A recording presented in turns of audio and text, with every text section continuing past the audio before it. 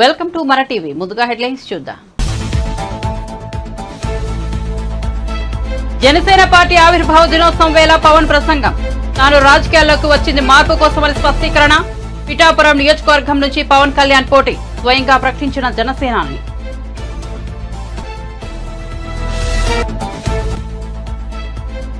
ఎన్నికలకు సై అంటున్న ఏపీ ప్రధాన ప్రతిపక్షం. 34 మందితో రెండో జాబితా విడుదల చేసిన టీడీపీ అభ్యర్థులను ఆశీర్వదించాలని ప్రజలకు విజ్ఞప్తి చేసిన చంద్రబాబు.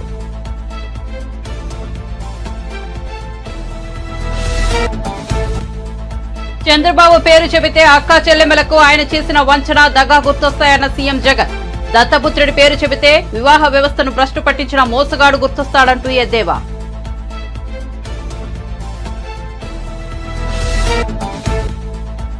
రేవంత్ ప్రభుత్వం మరో సంచలన నిర్ణయం. ప్రైవేట్ హెల్త్ కార్డుల తరహాలో రాజీవ్ ఆరోగ్యశ్రీ కార్డులు వీలైనంత త్వరగా జారీ చేయాలని నిర్ణయం.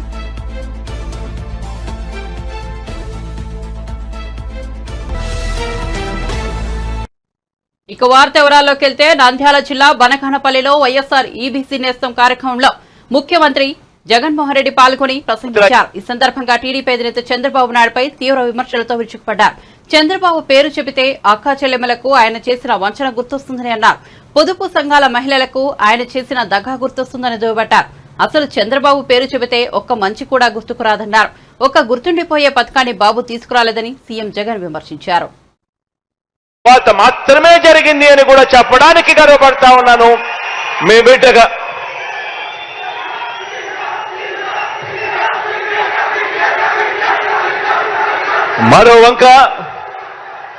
మరో వంక మనకు ప్రతిపక్షంగా ఉన్న చంద్రబాబు గారిని చూడండి, దత్తపుత్రుడిని చూడండి.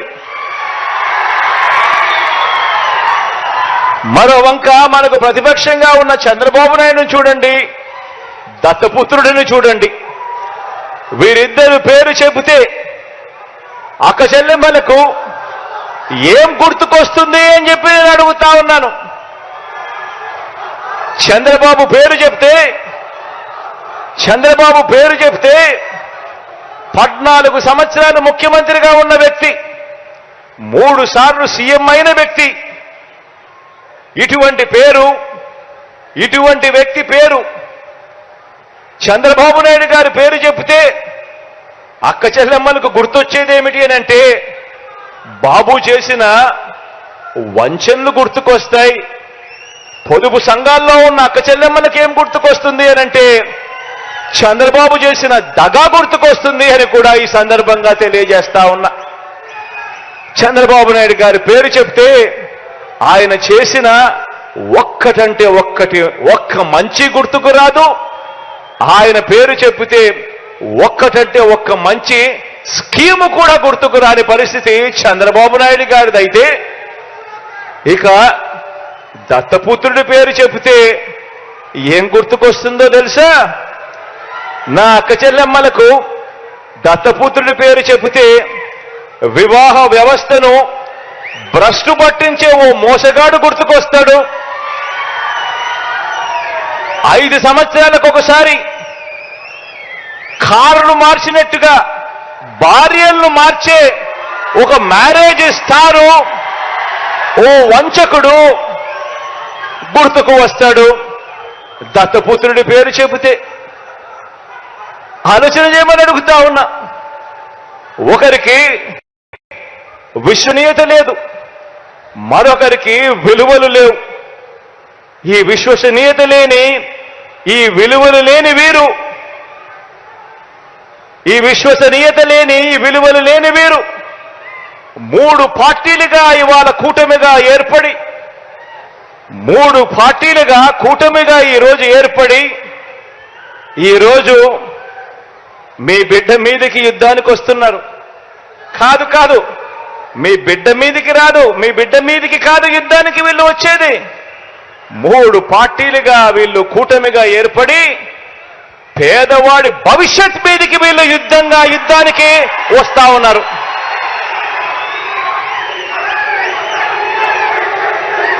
ఇదే ముగ్గురు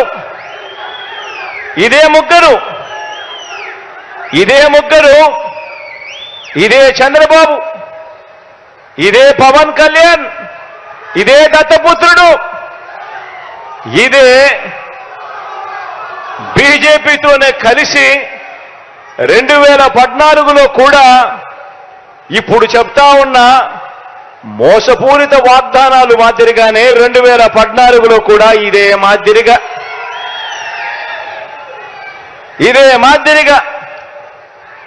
2014లో కూడా ఎన్నికలప్పుడు ఇదే ముగ్గురు ఒకటయ్యారు, ఇదే ముగ్గురు ఒకే స్టేజ్ మీద కూర్చున్నారు, ఇదే ముగ్గురు ఒక కూటమిగా ఏర్పడ్డారు. జనసేన పార్టీ ఆవిర్భావ దినోత్సవం సందర్భంగా పార్టీ అధినేత పవన్ కళ్యాణ్ మంగళగిరిలో పార్టీ ప్రధాన కార్యాలయంలో శ్రేణులకు ఉద్దేశించి ప్రసంగించారు. తాను రాజకీయాల్లోకి వచ్చింది అధికారం కోసం కాదని, మార్పు కోసమని స్పష్టం చేశారు. ఒక ఆశయం కోసం రాజకీయాల్లోకి వచ్చారని, అయితే ఓడిపోయాక శూన్యంగా అనిపించిందని పవన్ కళ్యాణ్ పేర్కొన్నారు. జనసేన అధినేత పవన్ కళ్యాణ్ ఏ నియోజకవర్గం నుంచి అసెంబ్లీ ఎన్నికల బరిలోకి దిగుతారనే సస్పెన్స్ కు తెరపడింది. పిఠాపురం నుంచి పోటీ చేయబోతున్నట్లు ఆయన గురువారం స్వయంగా ప్రకటించారు. ప్రస్తుతం ఎంపీగా పోటీ చేసే ఆలోచన లేదని, ఎమ్మెల్యేగా పోటీ చేయాలని ఉందని ఆయన స్పష్టతనిచ్చారు. ఈ మేరకు జనసేన సోషల్ మీడియా సమావేశంలో పవన్ అధికారికంగా ప్రకటించారు. చాలా ఆలోచించి చెప్పాను. ఎందుకంటే 2009లో నేను కామన్ మ్యాన్ ప్రొటెక్షన్ ఫోర్స్ పక్కన పెట్టిన తర్వాత వచ్చిన రాజకీయ ప్రస్థానంలో ఎవరెవరు వచ్చి దూరిపోయారు. 18 మంది ఎమ్మెల్యేలు గెలిచిన తర్వాత కూడా నిలబెట్టుకోలేకపోతే నాకు అనిపించింది పార్టీ నడపలేమని చెప్పి వచ్చిన వ్యక్తులు ఈ రోజున మంత్రి పదవులు అన్ని పడతా ఉన్నా నాకు అనిపించింది ఒక బలమైన సర్పాన్ని కూడా చలిచీమలు చంపేస్తాయి అనడానికి నిదర్శనం ఆ ప్రయాణం. అలాంటి చలిచీమలు నేను పక్కన పెట్టుకోను. అలాంటి చలిచీమల్ని నేను అధికారం కోసం పెట్టుకోవాలి, మార్పు కోసం వచ్చాను. ఆ మార్పు ఎలాంటిదంటే సగటు మనిషి ధైర్యంగా సమాజం మీద అన్యాయం జరిగితే తిరగబడేలాగా. ఒక సుగాలి ప్రీతి తల్లి వచ్చి అన్న నా బిడ్డ అన్యాయానికి గురి చనిపోయిందన్నా అంటే ఆ తల్లి కోసం తిరగబడే అంత ధైర్యం ఇవ్వడం కోసం వచ్చింది సమాజంలోకి.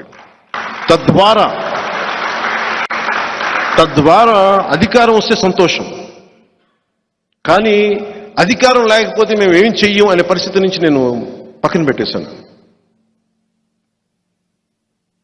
ఉన్న ప్రభుత్వం ప్రామిసులు చేసి మరి అధికారంలోకి వచ్చి మీకు ఇన్ని చేస్తామంటే వాళ్ళ గోడు వినకపోతే జనవాణి కార్యక్రమం నేను ఆ గోడు విన్నాను. నేను చేయగలిగినంత చేశాను దానికి.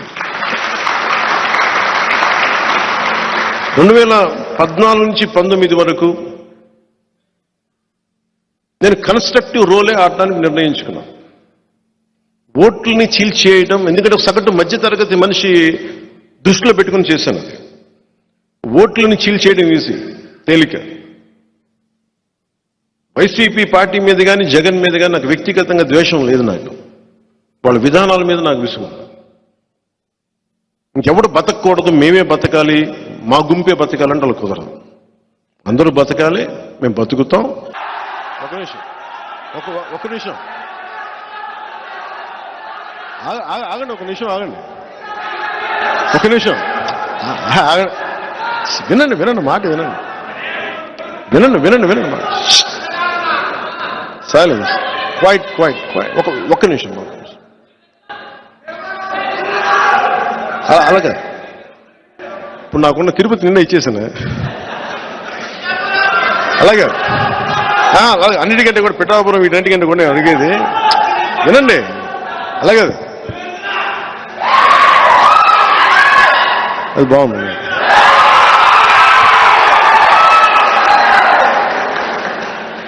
ఇది నేను పోటీ చేద్దాం అనుకుంది ఎమ్మెల్యేగానా ఎంపీగానా అని అనుకున్నాను. సమస్య ఏముందంటే చాలా మంది పెద్దలు నన్ను కోరుకున్నారు మీరు రెండిట్లో పోటీ చేయమని. కానీ కన్ఫ్యూజన్ ఏముంటుందంటే క్రాస్ ఓటింగ్ ఉంటుందా, నిలబడతామా లేదా, ఇవన్నీ ఉన్నాయి. సో అది ఎలా చేద్దాం ఏంటి అనేది ఇంకొద్ది రోజుల్లో ఒకటైతే ఖచ్చితంగా చెప్పగలను. నిన్న భీమవరం పులపర్తి ఆంజనేయులు గారికి ఇచ్చాను. తిరుపతి ఏమో మన జంగ శ్రీనివాసులు గారికి ఇచ్చాను. గాజువాకేమో తెలుగుదేశం వాళ్ళు తీసేసుకున్నారు అనుకుంటాను ప్రస్తుతానికి. సో పోనీ పిఠాపురం తీసుకుందామంటే మా ఉదయ్ ఉన్నాడు ఇక్కడ. సో ఉదయ్ని ఏం అడగాలి తెలియట్లా. సో ఉదయ్ని అడిగి పిఠాపురం ఖాయం చేసుకోమని చెప్తాను.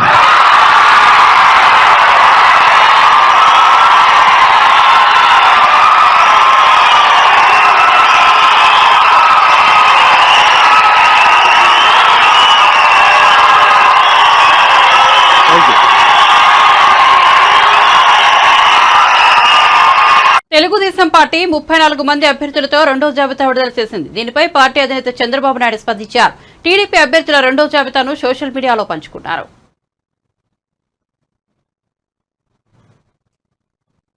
తెలంగాణ రాష్ట్ర ప్రజలకు రేవంత్ సర్కార్ మరో గుడ్ న్యూస్ చెప్పింది. రేవంత్ రేషన్ కార్డులతో ఎలాంటి సంబంధం లేకుండా కొత్తగా రాజీవ్ ఆరోగ్యశ్రీ పేరిట హెల్త్ కార్డులు ఇవ్వాలని నిర్ణయించింది. ఆదాయంతో సంబంధం లేకుండా అందరికీ దీనిని వర్తింపజేయాలని యోచిస్తోంది. ప్రైవేట్ ఇన్సూరెన్స్ సంస్థల మాదిరిగానే ప్రతి కుటుంబాన్ని యూనిట్ గా తీసుకుని యూనిక్ ఐడితో కార్డులు తేవాలని భావిస్తోంది. ఈ కార్డుల్లో కుటుంబంలోని ప్రతి సభ్యుడికి సబ్ నెంబర్ ఇస్తారు. ఈ కార్డును హెల్త్ ప్రొఫైల్స్ కు లింక్ చేసి స్టేట్ డిజిటల్ హెల్త్ ప్రొఫైల్స్ ను నిర్వహిస్తారు. ప్రస్తుతం ఆరోగ్యశ్రీలో అందిస్తున్న చికిత్సలకు మరో 100 చికిత్సలను జత చేయాలని ప్రభుత్వం భావిస్తున్నట్టు తెలుస్తోంది. అంతేకాదు ఇప్పటి వరకు అందుబాటులో లేని ట్రామా కేర్ ను కూడా చేర్చబోతున్నట్లు సమాచారం. అదే జరిగితే లబ్ధిదారులకు జరిగే మేలు అంతా ఇంత కాదు. ఇందుకోసం అదనంగా మరో 400 కోట్ల వరకు ఖర్చవుతుందని అంచనా. ఆరోగ్యశ్రీ సేవల కోసం ప్రభుత్వం ప్రస్తుతం ఏటా 1100 కోట్లు వెచ్చిస్తోంది. కాంగ్రెస్ అధికారంలోకి వచ్చిన తర్వాత అప్పటి వరకు ఉన్న 5 లక్షల పరిమితిని 10 లక్షలకు పెంచడంతో భారం మరింత పెరిగింది. కాగా రాజీవ్ ఆరోగ్యశ్రీ పేరిట కొత్త హెల్త్ కార్డులను వీలైనంత త్వరగా జారీ చేయాలని అధికారులు సీఎం రేవంత్ రెడ్డి ఆదేశించినట్టు సమాచారం. ఇకపై ఎన్నికల్లో మళ్లీ పోటీ చేయరని, ఇవే తమకు చివరి ఎన్నికలని మాజీ మంత్రి మేడ్చల్ ఎమ్మెల్యే చామకూర మల్లారెడ్డి సంచలన వ్యాఖ్యలు చేశారు. పార్టీ మారనున్నారని వస్తున్న వార్తలను ఆయన కొట్టిపారేశారు. అయితే తన అల్లుడు మర్రి రాజశేఖర్ రెడ్డి తనయుడు భద్రారెడ్డితో బెంగళూరు వెళ్లిన అక్కడ కర్ణాటక ఉప ముఖ్యమంత్రి డీకే శివకుమార్ ను కలిశారు. ఈ నేపథ్యంలో పార్టీ మారనున్నారనే ప్రచారం జరిగింది. అయితే పార్టీ మారనున్నారనే వార్తలపై ఆయన క్లారిటీ ఇచ్చారు. బెంగళూరులో డీకే శివకుమార్ ను ఓ ప్రైవేట్ కార్యక్రమంలో కలిసినట్లు తెలిపారు. 2 రోజుల కింద కలిశానని, ఇందులో ఎలాంటి రాజకీయం లేదన్నారు. శివకుమార్ నాకు మిత్రుడని పేర్కొన్నారు. ప్రస్తుతం తన వయసు 71 సంవత్సరాలని, ఈ సమయంలో పార్టీ మారే అవకాశం లేదన్నారు. తాను బీఆర్ఎస్ లోనే కొనసాగుతానని, తమ కుటుంబ సభ్యులు వేరే పార్టీ నుంచి పోటీ చేయరన్నారు. ఈ 5 ఏళ్లు ప్రజాసేవ చేసి రాజకీయాల నుంచి తప్పుకుంటానన్నారు.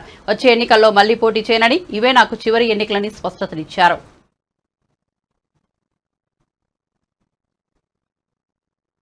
2018లో గ్రూప్ 1 ఉద్యోగాలను ముఖ్యమంత్రి జగన్ 150 కోట్ల రూపాయలకు అమ్ముకున్నారని తెలుగుదేశం జాతీయ అధికార ప్రతినిధి పట్టాభిరామ్ ఆరోపించారు. మెయిన్స్ పరీక్ష జవాబు పత్రాలను 3 సార్లు మూల్యాంకనం చేయడం వెనుక పెద్ద కుంభకోణం దాగి ఉందన్నారు. డబ్బులు ఇచ్చిన వారికి ఉద్యోగాలు కట్టబెట్టేందుకే 3 సార్లు మూల్యాంకనం చేయించారన్నారు. దీనిపై విచారణ చేపట్టిన ఉన్నత న్యాయస్థానం తప్పును గుర్తించినట్లు చెప్పారు. అందుకే మెయిన్స్ పరీక్షలు మళ్లీ నిర్వహించాలని తీర్పు ఇచ్చిందన్నారు. యువత భవిష్యత్తును నాశనం చేసిన ఎవరిని వదిలేది లేదన్నారు. తమ ప్రభుత్వం వచ్చిన వెంటనే ఈ కుంభకోణంపై విచారణ జరిపిస్తామని తేల్చి చెప్పారు. ఫైనల్ ఎగ్జామ్ కి మరి అర్హత సాధించడం జరిగింది. వీరందరూ కూడా దాదాపుగా 9,000 మంది దాకా ఫైనల్ ఎగ్జామ్ కి మరి అర్హత సాధించడం జరిగింది. వీరందరూ కూడా తమ ప్రతిభ ఆధారంగా ఉద్యోగాలు దక్కించుకోవచ్చని చెప్పి ఎంతో ఆశపడ్డారు. కానీ జగన్మోహన్ రెడ్డి వీటిని బహిరంగ మార్కెట్లో అమ్ముకుని హీన పక్షాన 150 కోట్ల రూపాయలు దండుకున్నాడు. రాష్ట్ర ప్రజలందరూ ఒక్కసారి అర్థం చేసుకోండి. APPSC Andhra Pradesh public service commission ద్వారా మన బిడ్డలకి దక్కాల్సినటువంటి 169 ఉద్యోగాల్ని బహిరంగ మార్కెట్లో వేలం పెట్టి సుమారుగా 150 కోట్ల రూపాయలు పిండుకున్నాడు జగన్మోహన్ రెడ్డి. డిప్యూటీ కలెక్టర్ పోస్టుకు 2.5 కోట్లంట, డిఎస్పీ పోస్టుకి 1.5 కోట్లంట, ఇంకా రకరకాల పోస్టులకి రకరకాల రేట్లు పెట్టి కనీసంగా 150 కోట్లు దండుకున్నాడు. ఈ మొత్తం వ్యవహారం పైన నిన్ననే గౌరవ హైకోర్టు జస్టిస్ నిమ్మగడ్డ వెంకటేశ్వరులు గారు ఒక స్పష్టమైనటువంటి తీర్పు ఇచ్చారు. ఈ పరీక్షల నిర్వహణలో ఆంధ్రప్రదేశ్ పబ్లిక్ సర్వీస్ కమిషన్ అనేక అవకతవకలకి పాల్పడింది, అనేక అక్రమాలకి పాల్పడింది. తాము డబ్బులు వసూలు చేసినటువంటి కొంతమంది క్యాండిడేట్స్ కి మేలు చేసే విధంగా వాల్యుయేషన్ ఒకసారి కాదండి, సాధారణంగా మనం పరీక్ష రాస్తే దాని యొక్క వాల్యుయేషన్ ఏదో ఒకసారి వాల్యుయేషన్ చేస్తారు. మనం ఏదన్నా కాదండి రీవాల్యుయేషన్ కావాలని కోరుకుంటే రీవాల్యుయేషన్ చేసిస్తారు. అంతేగాని మన ఆంధ్రప్రదేశ్ పబ్లిక్ సర్వీస్ కమిషన్ వారు 3 సార్లు వాల్యుయేషన్ చేశారండి. 3 సార్లు ఆన్సర్ షీట్లు దిద్దారు. దేనికో తెలుసా? తాము కావాలనుకున్నటువంటి వారికి ఎవరైతే వీళ్ళు అడిగినంత డబ్బులు ఇచ్చారో వాళ్ళకు మేలు చేయటం కోసం ఒకసారి కాదు, 2 సార్లు కాదు, 3 సార్లు ఆన్సర్ షీట్లు దిద్దేసి వాళ్ళకి కావలసిన వాళ్ళకి ఉద్యోగాలు ఇప్పించారు సార్. ఆ విషయాన్ని గౌరవ హైకోర్టు తెలియజేస్తోంది. ఈ రకంగా 3 సార్లు మీరు పేపర్స్ని వాల్యుయేషన్ ఎలా చేస్తారో, ఆన్సర్ షీట్లని 3 సార్లు ఎలా దిద్దుతారో ఇది పూర్తి అక్రమం అని చెప్పి హైకోర్టు తీర్పిచ్చింది. నేను హైకోర్టు తీర్పులో చాలా స్పష్టంగా the action of the respondents Government of Andhra Pradesh and AP Public Service Commission in conducting 2nd and 3rd evaluation of Group 1 exams for notification number 27/2018 is declared as illegal, irregular and arbitrary and violative of Rule 39 of the APPSC rules. అని చాలా స్పష్టంగా చెప్తూ the impunged list of eligible candidates dated 26/5/2022 is hereby set aside. వీళ్ళు అక్రమాలకి పాల్పడి డబ్బులు వసూలు చేసి ఎవరినైతే క్యాండిడేట్ని సెలెక్ట్ చేశారో ఆ నియామకాల్ని మేము రద్దు చేస్తున్నామని చెప్పారు. అంతేకాకుండా respondents are directed to conduct group 1 examinations fresh. మళ్ళీ తిరిగి ఎగ్జామినేషన్స్ మీరు కండక్ట్ చేయాలని చెప్పి గౌరవ హైకోర్టు న్యాయమూర్తి జస్టిస్ నిమ్మగడ్డ వెంకటేశ్వర్లు గారు స్పష్టమైనటువంటి తీర్పిచ్చారు. దీనికి ఏమి సమాధానం చెప్తావు జగన్ రెడ్డి? నువ్వు అనేక అక్రమాలకి పాల్పడి దాదాపుగా 150 కోట్ల రూపాయలు దండుకొని గ్రూప్ 1 ఉద్యోగాల్ని మార్కెట్లో పెట్టి తెగనమ్మి ఏదైతే నువ్వు ఈ వ్యవహారాన్ని అంతా కూడా నడిపించావో దానిని పూర్తిగా తప్పుబడుతూ హైకోర్టు ఇచ్చినటువంటి తీర్పుకి నువ్వేం జవాబు చెప్తావని చెప్పి రాష్ట్ర ముఖ్యమంత్రి జగన్ రెడ్డిని మేము డిమాండ్ చేస్తా ఉన్నాం. నిన్నగాక మొన్న తెలంగాణలో జరిగినటువంటి తెలంగాణ పబ్లిక్ సర్వీస్ కమిషన్ సంబంధించినటువంటి స్కామ్ కంటే అక్కడ ప్రశ్నాపత్రాల లీక్ ఏదైతే జరిగిందో దాని ద్వారా అక్కడ ఉన్నటువంటి ప్రభుత్వం పునాదులు కదిలిపోయాయి. ఎప్పుడైతే ఆనాటి తెలంగాణ ప్రభుత్వం అక్కడ ఉన్నటువంటి బిడ్డల్ని మోసం చేసిందో, Telangana public service commission examination papers leak కి సంబంధించి అక్రమాలకు పాల్పడిందో అక్కడ తెలంగాణ యువత అంతా తిరగబడ్డారు. అక్కడ ఉన్నటువంటి ప్రభుత్వాన్ని కూకటి వేళ్లతో సహా పెకిలించి వేసేశారు. ఇవాళ జగన్మోహన్ రెడ్డి నీ పరిస్థితి కూడా అంతే, వదిలిపెట్టే ప్రసక్తే లేదు. ఇవాళ మన బిడ్డలకి ఉద్యోగాలు ఇవ్వటం చేతగానటువంటి నువ్వు పెట్టుబడులన్నీ కూడా రాకుండా చేసి, రాష్ట్రంలో ఉపాధి అవకాశాలు లేకుండా చేసి, జాబ్ క్యాలెండర్ అని చెప్పి దగా చేసి ఒక్కసారి కూడా సరిగ్గా జాబ్ క్యాలెండర్ ఇవ్వకుండా ఉన్నటువంటి ఉద్యోగాలను అమ్ముకుంటావా? ఉన్నటువంటి ఉద్యోగాల్ని బహిరంగ మార్కెట్లో అమ్ముకుంటావా? నువ్వు వేలం పెడతావా ఉద్యోగాల్ని? వైఎస్ఆర్సీపీ ప్రభుత్వం ఆరోగ్యశ్రీ బిల్లులు చెల్లించట్లేదని జనసేన పార్టీ ప్రధాన కార్యదర్శి నాగబాబు అన్నారు. వేర్వేరు ప్రమాదాల్లో ప్రాణాలు కోల్పోయిన 62 మంది క్రియాశీల కార్యకర్తల కుటుంబ సభ్యులకు మంగళగిరిలోని పార్టీ కార్యాలయంలో 5 లక్షల చొప్పున బీమా చెక్కులను నాగబాబు అందించారు. తెలుగుదేశం, జనసేన, బీజేపీ ఉమ్మడి ప్రభుత్వంతో విద్య, వైద్యం, ఉపాధి వంటి కీలక అంశాలకు పెద్దపీట వేసేలా ప్రణాళికలు రూపొందిస్తామని చెప్పారు. వైసీపీ ప్రభుత్వం కూడా సరైనటువంటి ఆరోగ్యశ్రీ బిల్లులు కట్టడం లేదు. చాలామంది నాకు తెలిసినటువంటి ఆరోగ్యశ్రీ కింద పనిచేసేటువంటి డాక్టర్స్ కొంతమంది ఫ్రెండ్స్ మాకు డబ్బులు రావట్లేదండి, అందుకని మేము ఆరోగ్యశ్రీని తీసుకోవట్లేదని నాకు చెప్పిన సందర్భాలు అనేక ఉన్నాయి. సో యాక్చువల్గా చెప్పాలంటే మాకు ఈ విద్య, వైద్యం ఈ 2 హై ప్రయారిటీ జనసేన పార్టీకి, అలాగే ఉపాధి కూడా. సో దీనికి తగ్గటువంటి ఎలా చేయాలి ఏంటనేది, ఎలా దాన్ని ముందుకు తీసుకెళ్లాలనేటువంటి విషయంలో మా ప్రెసిడెంట్ పవన్ కళ్యాణ్ గారు, అలాగే మా అలయన్స్లో ఉన్నటువంటి టీడీపీ నారా చంద్రబాబు నాయుడు గారు ఒక నిర్ణయానికి తీసుకొని జనానికి, ఎస్పెషల్లీ మా ఏ పార్టీ అయినా సరే ఆ సభ్యులకి అలాగే ప్రజలకు కూడా విద్యా, వైద్యం మ్యాక్సిమం ఎంతవరకు వాళ్ళకి శ్రమ లేకుండా చేయాలనేది ఒక మంచి ఆలోచనతో ఉన్నారు. నాకు తెలిసినంతవరకు ప్రభుత్వం ఇలాంటి కార్యక్రమాలను చాలా సునాయాసంగా చేయొచ్చనేటువంటి ఒక నమ్మకం నాకు ఉంది. కానీ వైసీపీ పార్టీ కానీ, వైసీపీ ప్రభుత్వం కానీ ప్రజల్ని చనిపోయినటువంటి కార్యకర్తలకు సంబంధించిన వాళ్ళను, లేకపోతే వాళ్ళ ప్రజలను సరిగ్గా ప్రాపర్గా ఆదుకుంటుందన్న విషయం మాకు ఎక్కడా క్లారిటీ లేదు. తెనాలికి చెందిన గీతాంజలిని హత్య చేసింది వైఎస్ఆర్సీపీ నేనేని తెలుగు మహిళా రాష్ట్ర అధ్యక్షురాలు వంగలపూడి అనిత ఆరోపించారు. ఆడబిడ్డ చావుపైన జగన్మోహన్ రెడ్డి శవరాజకీయాలు చేయడం దుర్మార్గమని మండిపడ్డారు. ఇలాంటి రాజకీయాలు ఆయనకు అలవాటేనని ఆగ్రహం వ్యక్తం చేశారు. గతంలోనూ బాబాయ్ హత్య, కోడికత్తి రామాలు రక్తి కట్టించారన్నారు. ఆత్మహత్య చేసుకుందని ఒకసారి అందరికీ నమస్కారం. ఒక దురదృష్టకర సంఘటన. గొల్తి గీతాంజలి వైఎస్ఆర్సీపీ సోషల్ మీడియా కార్యకర్త అనుమానాస్పదంగా చనిపోయిందని ఒకసారి, హత్య కావింపబడిందని ఒకసారి, ఆత్మహత్య చేసుకుందని ఒకసారి, ఆ ఆత్మహత్యకి కారణం తెలుగుదేశం పార్టీ అని ఒకసారి. ఓవరాల్గా చెప్పాలంటే ఆ ఆడపిల్ల చావు మీద కూడా రాజకీయం చేసేయటానికి సిద్ధపడ్డ సైకో జగన్మోహన్ రెడ్డి నిజంగా ఎంతకైనా దిగజారుతాడు అని చెప్పడానికి ఇది ఒక ఉదాహరణగా చెప్పొచ్చు. అయితే రీసెంట్గా ఆ అమ్మాయి ప్రమాదవశాత్తు చనిపోయిందా లేకపోతే ఆత్మహత్య చేసుకుందా ఇలాంటివన్నీ కూడా మనం పక్కన పెడితే ఆ అమ్మాయి చనిపోవటం అనేది చాలా దురదృష్టకరం. ఎందుకనంటే ఆ రోజు ఆ అమ్మాయి మాట్లాడేటప్పుడు కూడా వీళ్ళేం మాట్లాడితే తెలుగుదేశం పార్టీ వాళ్ళ వల్లే చనిపోయింది, తెలుగుదేశం పార్టీ వాళ్ళు చేసిన ట్రోల్స్ వల్లే చనిపోయింది అని 4 రోజుల తర్వాత వాళ్ళ భర్త చేత ఒక కంప్లైంట్ ఇప్పించడం జరిగింది. యాక్చువల్గా ఆ అమ్మాయి 7th చనిపోయింది. 7వ తారీఖున చనిపోతే 7వ తారీఖున చనిపోయేటప్పుడు కూడా ఆ అమ్మాయితో 2 వ్యక్తులు తెనాలి రైల్వే స్టేషన్లో ఉన్నారు. ఎవరు వాళ్ళిద్దరు? ఎందుకు ఈ రోజు వరకు వాళ్ళని ఐడెంటిఫై చేయలేకపోతున్నారు? అసలు ఎందుకు సీసీ ఫుటేజెస్ చూసి ఆ 2 పేర్లు ఎందుకు బయటపెట్టలేకపోతున్నారు? అది ఒక ఎత్తు అయితే, చనిపోయిన తర్వాత అన్ఐడెంటిఫైడ్ బాడీ కింద 2 రోజులు ఆ అమ్మాయిని ఎందుకు హాస్పిటల్లోనే ఉంచాల్సి వచ్చింది?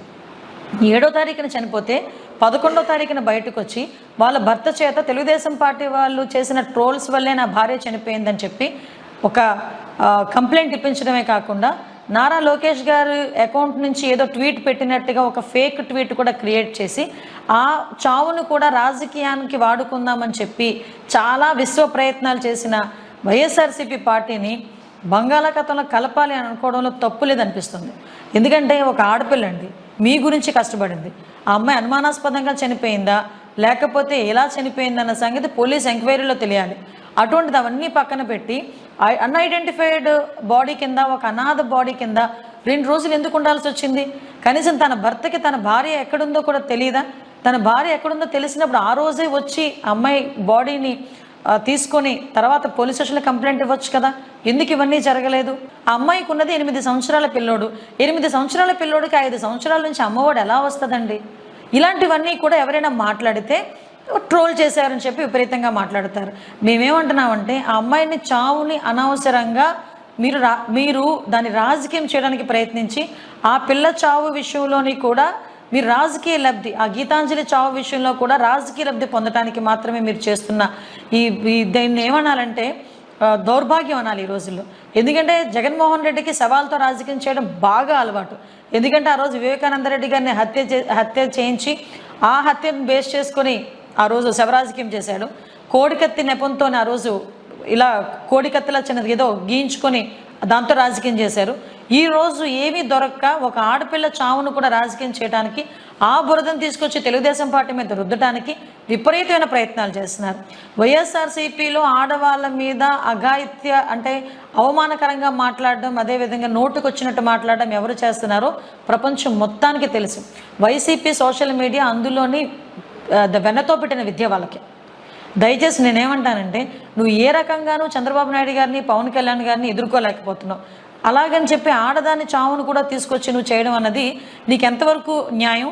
ఇది ఎంతవరకు నువ్వే ఆలోచించుకోవాల్సిన అవసరం ఎంతైనా జగన్మోహన్ రెడ్డికి ఉందని సంగతి తెలియజేసుకుంటూ ఆ గీతాంజలి ఆత్మకి శాంతి చేకూరాలని, ఇలాంటి నీచుల రాజకీయ వ్యవహారంలో ఆ అమ్మాయి చావుని లాగొద్దని మనస్ఫూర్తిగా కోరుకుంటున్నాను. సీఎం రేవంత్ రెడ్డి తనను కలవడంపై మాజీ ఎంపీ బీజేపీ నేత జితేందర్ రెడ్డి స్పందించారు. మహబూబ్ నగర్ లోక్సభ స్థానానికి తనకు టికెట్ దక్కకపోవడంతో సానుభూతి వ్యక్తం చేయడానికే సీఎం రేవంత్ రెడ్డి తనను కలిసినట్లు తెలిపారు. తాను పార్టీ మారట్లేదని బీజేపీలోనే ఉన్నానని స్పష్టం చేశారు. ఇంటికి కొత్తగా ఏం కాదు, ఆయన ఇష్టం ఉన్నప్పుడు ఎప్పుడైనా కానీ వస్తుంటాడు. ఈసారి వచ్చేదానికి ఏంటంటే జితన్నకు ఆయన ప్రియమైన అన్నకు సీటు రాలేదని చెప్పి కండలెన్స్ చెప్పడానికి మాత్రం ఆయన ఆ మాట ఆయన మాట్లాడలేదు, ఈ మాట నేను మాట్లాడలేదు. ఖాళీ ఏంటంటే ఆయన బాధపడ్డది ఏంటంటే అన్న మహబూబ్ నగర్ జిల్లా ఆయనకు కూడా తెలుసు, ఆయన కూడా మహబూబ్ నగర్ జిల్లా వాళ్ళు కాబట్టి అన్న నీవు పాలమూరు జిల్లాను ఎప్పుడు కూడా ఎదుగుతుందో అందరి మధ్యలో ఉండి జీవించడం అటువంటి దగ్గర నీకు సీట్ రాలేదు అని ఆయన బాధను వెలగక్కడానికి పర్సనల్గా పొద్దున పేపర్ చూసిందంట.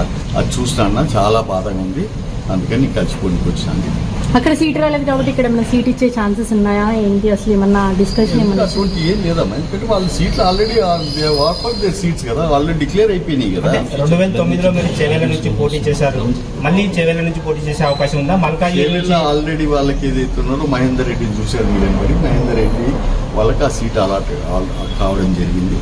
బట్ అటువంటి ఛాన్స్లు ఏం లేదు, దాని మీద ఏం ఊహించుకోకండి. మల్కాజ్గిరి మీకు ఇస్తారని ప్రచారం జరుగుతుంది బయట. మల్కాజ్గిరి నేను చెప్తున్నా కదా మీకు, ఆయన వచ్చిన దాంట్లో అటువంటి ఏ ఒక్క మాటలు లేవు, ఏ ఒక్క సీట్ గురించి కూడా చర్చించలేదు. ఖాళీ ఒక్కటే ఏంటంటే ఆయన కంగ్రాచులేట్ చెప్పడానికి వచ్చింది. మీ పార్టీ టికెట్ ఇవ్వలేదు సార్, మీ డెసిషన్ ఏంటి అసలు? మీరు మీ కార్యకర్తలు ఎదురు చూస్తున్నారు. పార్టీతో ఉన్నాను, పార్టీ ఎంబడే ఉన్నాను, మీరు ఎందుకు నన్ను తొందర పెడుతున్నారు? హ్యాపీగా ఉన్నాను, ఇది చేసుకుంటున్నా, పార్టీ ఎంబడే ఉన్నాను నేను. భవిష్యత్తు కార్యాచరణ ప్రణాళిక భవిష్యత్తు మా అధిష్టానం నిర్ణయిస్తాను. సార్ నిన్నటి వరకు పార్టీ వీడుతున్నారు అని ఒక టాక్ నడుస్తున్న నేపథ్యంలో ఇవాళ సీఎం మీ ఇంటికి రావటం అనేది ఒక చర్చనీయాంశమే కదా. అది మీరు నడిపించవచ్చు కానీ నాకైతే అటు ఇవ్వలేదు, అటు నేను అనుకోలేదు కూడా. కంపల్సరీ సీట్ నాకే వస్తుందని నమ్మకం మీద నేను బీజేపీలో కొనసాగుతారా సార్? కొనసాగుతూనే ఉన్నది కదా, చూస్తూనే ఉన్నావు కదా.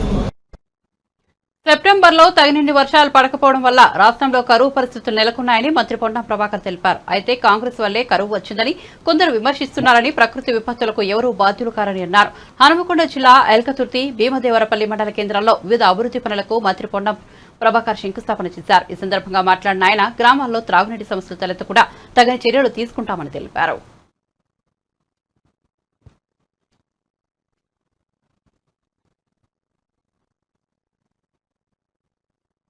బులెటిన్ ముగించే ముందు హెడ్లైన్స్ మరోసారి చూద్దాం. జనసేన పార్టీ ఆవిర్భావ దినోత్సవం వేళ పవన్ ప్రసంగం. తాను రాజకీయాల్లోకి వచ్చింది మార్పు కోసమని స్పష్టీకరణ.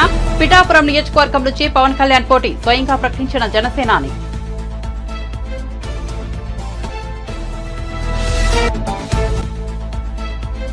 ఎన్నికలకు సై అంటున్న ఏపీ ప్రధాన ప్రతిపక్షం. 34 మందితో రెండో జాబితా విడుదల చేసిన టీడీపీ అభ్యర్థులను ఆశీర్వదించాలని ప్రజలకు విజ్ఞప్తి చేసిన చంద్రబాబు.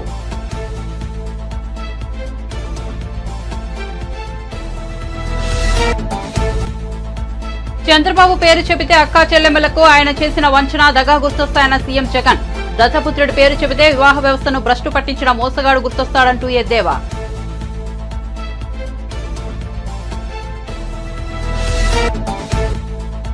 రేవంత్ ప్రభుత్వం మరో సంచలన నిర్ణయం. ప్రైవేట్ హెల్త్ కార్డుల తరహాలో రాజీవ్ ఆరోగ్యశ్రీ కార్డులు వీలైనంత త్వరగా జారీ చేయాలని నిర్ణయం.